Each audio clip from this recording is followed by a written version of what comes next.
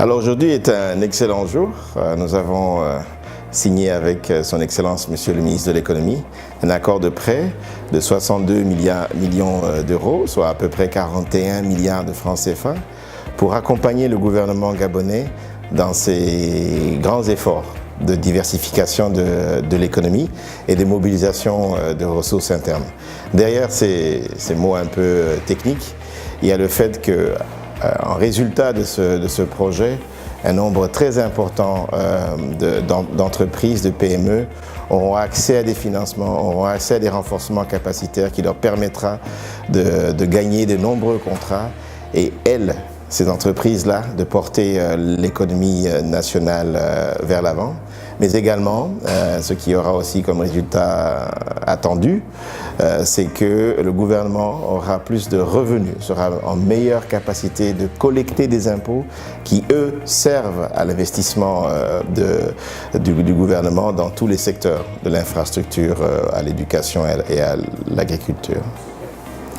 Alors il s'agit de les secteurs qui sont concernés par ce prêt sont tous ceux qui sont liés à la diversification. Donc on peut parler évidemment des choses qui vont rapporter très vite. L'agriculture, si on aide un peu des gens qui sont dans l'agriculture, ils peuvent très vite satisfaire la demande intérieure.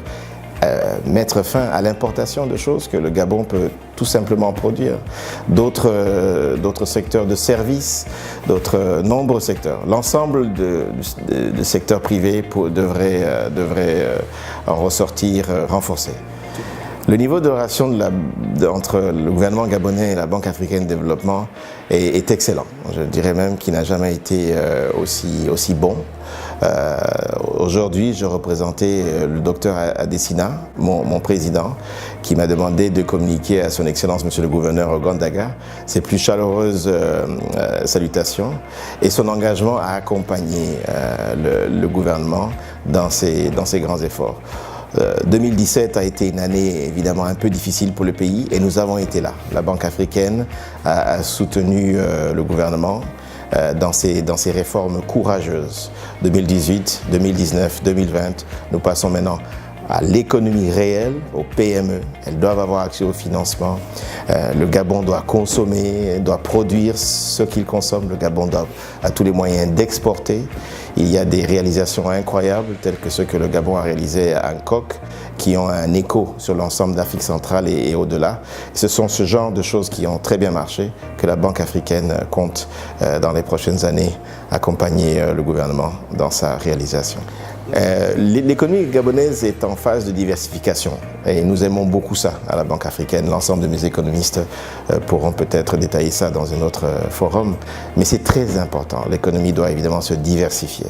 Pour l'instant, c'est une économie classique d'Afrique avec peut-être une surdépendance à très peu de secteurs. Et c'est toujours un grand plaisir de voir le gouvernement prendre des décisions, des mesures structurelles pour pousser vers cette diversification de l'économie.